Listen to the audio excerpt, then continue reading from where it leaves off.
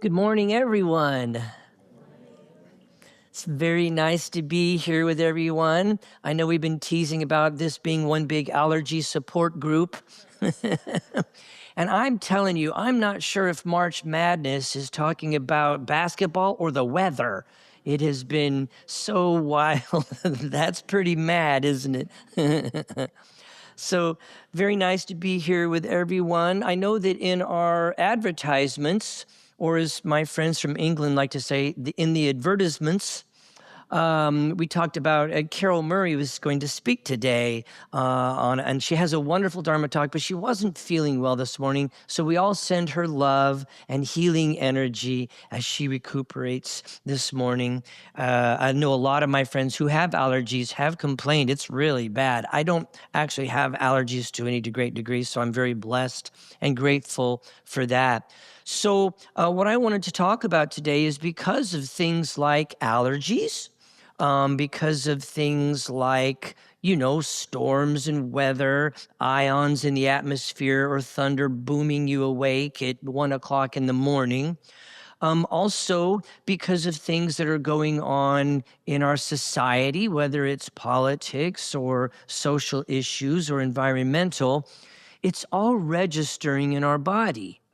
And then what happens is we get caught up in our thoughts about what's registering in our body, and that's when we get lost and we exacerbate anger, hatred, division, separation, anxiety, fear. And very much like Robert's talk last week, fear is an important part of being a human being. It's what's kept us alive, right? But anxiety and this constant exposure to things that we find aggravating or difficult or heartbreaking, constant exposure to these things keeps us locked in a state of fear and anxiety, depression, sadness, worry. And so I wanted to talk a little bit today about the wisdom of the body. Buddhism is a wisdom tradition. Wisdom is in the body.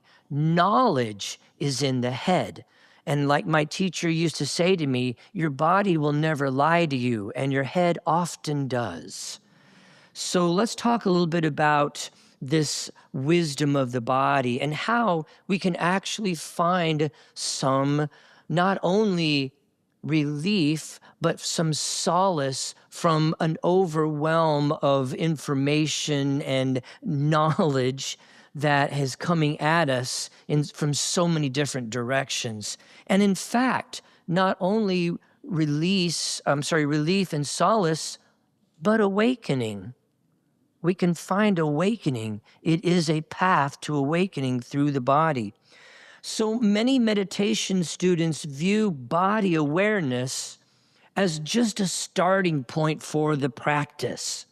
They tend to skip over it in order to focus on their different mind states and emotions, believing that that's where they will experience the deepest insights.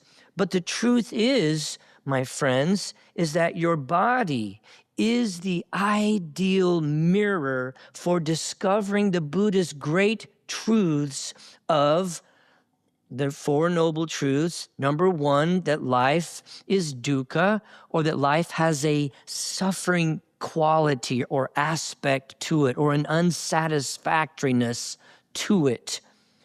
And of course, the second is that, in these truths, is that we suffer because we crave and attach. And people oftentimes, especially new in the practice, think about, attaching to literal attachment, like attaching to a job or a car or a suit or an old jacket that I should have thrown away probably 5 or 6 years ago. Oh, sorry, I'm getting a little personal here. Or they attach. But what's fascinating is that it is really the more subtle things that we cling to, such as our thinking. We run to our thoughts when we don't feel good. We attach because, oh, the intellect will fix this.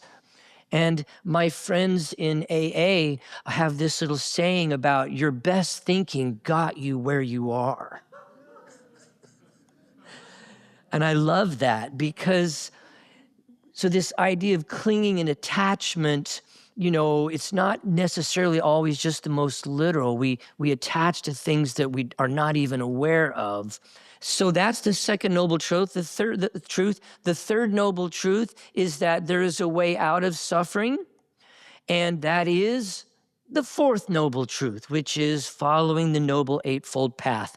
So the Buddha was often referred to as the great doctor. It's really a doctor's visit. We show up because it hurts. Doctor, help me. It hurts, okay? And so we have these symptoms, right? And then the doctor, the Buddha comes up with a diagnosis. Oh, here's why it hurts, because you have attached. And then the doctor's prognosis, there is a way out of this. Here's a course of action. And then that brings us to number 4, the prescription. So the practice is very, very practical, very pragmatic, and it's scientific even, as the Buddha leads us to understanding suffering and how to release suffering. That's all he taught. Suffering and the cessation of suffering. It's not difficult. And so in the Buddha's own words, there is one thing, monks, that cultivated and regularly practiced leads to a deep sense of immediacy. Kind of a fancy way of saying presence, immediacy. To the supreme peace, to mindfulness and clear comprehension, to the attainment of right vision and knowledge, to happiness here and now, to realizing deliverance by wisdom and the fruition of divinity. And that is mindfulness of the body. Isn't it fascinating? The body is here and now. The body is present. It cannot be otherwise. What is it that's caught up in the future, caught up in the past? Right, it's our minds. And that's not a good, bad, or right or wrong thing, but it is if we get stuck there. So mindfulness of the body is a release from that constant, nonstop parade of thoughts, ideas, plans, separations, divisions, qualifying, quantifying. It is endless. And is why we feel so fatigued so often, is because of this race that we're running in our heads. So in our Western culture, we have actually largely ignored the wisdom of the body. We tend to see the body as a vehicle to serve the desires of the mind. Though many of us tend to the body through diet and exercise, most often the intention is to strengthen the body or to improve its appearance. We try to shape the body in order to satisfy the mind. Discovering the wisdom of the body requires a complete shift in attitude. To discover the wisdom of the body, you must develop a friendship with it. To discover wisdom in anything, you must first learn to love it. Being mindful of the body is the first step to loving the body and discovering its wisdom. Begin by simply being aware of the body as you go throughout your day. Be aware of the posture, not judging it. It's not an opportunity to constantly berate, to judge, to belittle, to condemn, to punish yourself because, oh, I'm not strong enough, I'm not tall enough, whatever the judgment is, see? And so as we go about our day, just simply bring awareness. In fact, you can bring a sense of awe to the incredible wisdom to the incredible abilities of the body, movements, sensations, awareness, thoughts, the breath. All of this can be brought throughout the day. This is mindfulness. There's that story about the Buddha who was walking through a village. And of course, there was this businessman who ran up to the Buddha. He was in a big hurry, of course, right? Places to go, things to do, people to see, go, go, go, strive, effort. And he ran us up to the Buddha. He goes, okay, real quick, what's enlightenment? Can you go a little faster? And he pestered the poor Buddha all the way through the town until finally the Buddha was like, all right, here you go. When seeing, only see. When hearing, only hear. When feeling, only feel. That's it. And then off he went. And the guy was left. Oh. And had an awakened moment. And this is kind of what we're pointing at. There is such a tremendous simplicity in the practice, but I know that it is simple in its purity of its own self. However, it can sometimes not be so easy to get to because let's face it, we've had 30, 40, 50, 60 years of being caught up in how every thought is so important. Every thought is louder than the one before it. Every thought is going to change your life and the life of everybody around you until we learn that, oh, wait, in meditation, I discovered I can't stop my thoughts. So who's actually doing the thinking? They just show up unbidden. Oh, I can add a thought, but it's kind of like a bicycle going downhill with no brakes, isn't it? I can add to the speed, but I can't stop it. So who's really in control here? Fascinating, isn't it? So another skillful practice is to simply sit quietly and sense various parts of your body. We call this a body scan. Many practitioners or even therapists and counselors, the somatic practice is becoming very, very popular in the West. It's not very old. However, my teacher was doing wisdom training with me 25 years ago. And that's this practice of going into the body and discovering what it is that's hurting, where the knot is, where the energy is, and working with that instead of the 10 million thoughts about that, which is just spinning your wheels. We work directly with the energy itself, the emotion, the sensation, whatever it is that has presented itself in this moment. And so by sitting quietly and sensing various parts of the body, we begin to cultivate an understanding and a knowledge of the subtle energy patterns within the body. And so by being simply aware of the body as you go about your day, then we begin to feel the body in its entirety as it sits or as it walks or as it reaches for something to drink. And so we're beginning to cultivate this awareness, and that awareness will come acceptance. And with that acceptance comes love of the body. And then we bring a playful curiosity to the body. Why does this body say and do the things it says and does? Why is it when I see that or I have this thought, a knot shows up or something uncomfortable shows up?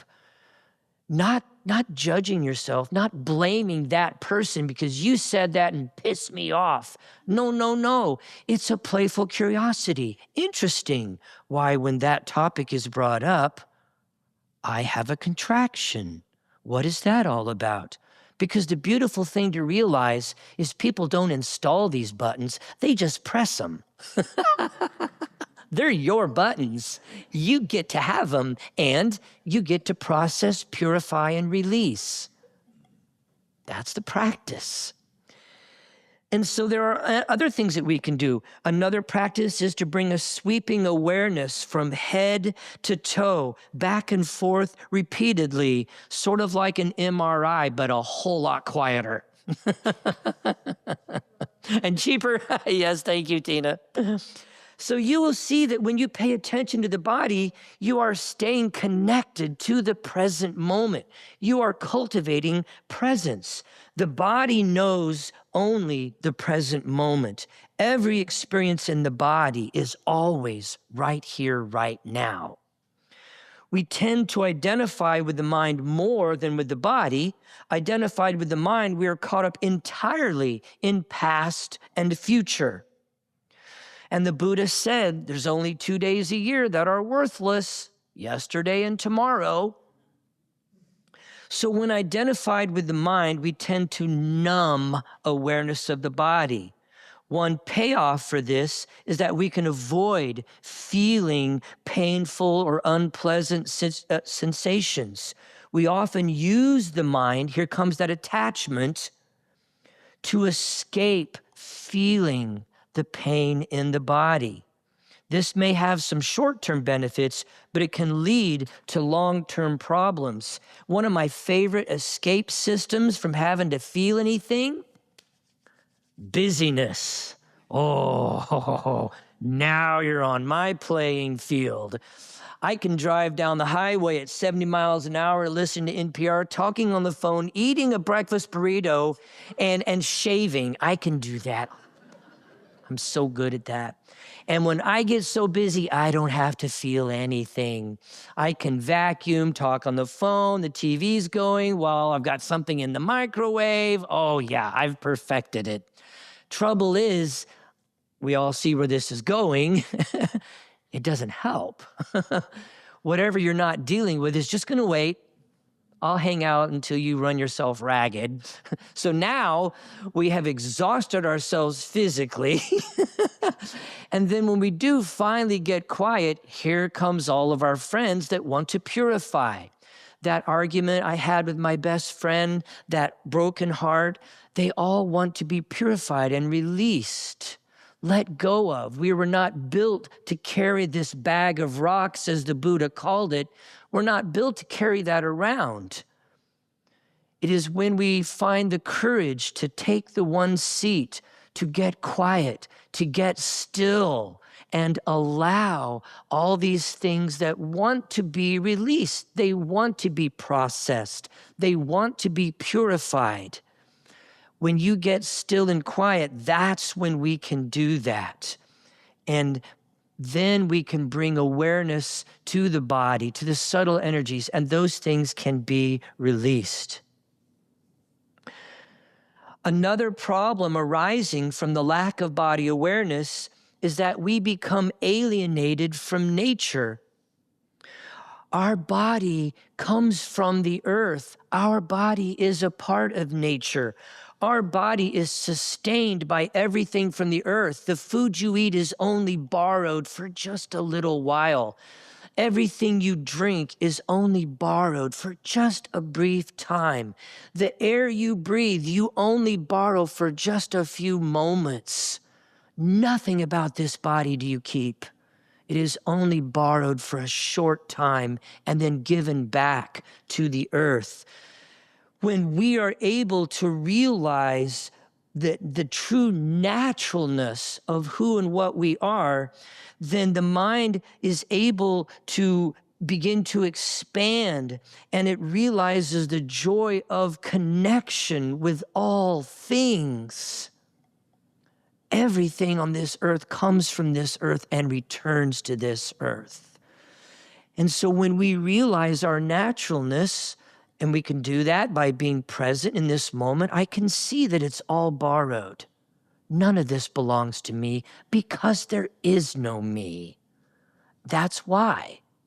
Because everything is borrowed. The air we're breathing is the same air that our ancestors, the dinosaurs, were breathing. All of this is flow. All of this is in every moment unfolding in front of us. And when we realize we're not a thing but a process, that can begin to make that shift of realizing the oneness of everything and our connection in the natural world.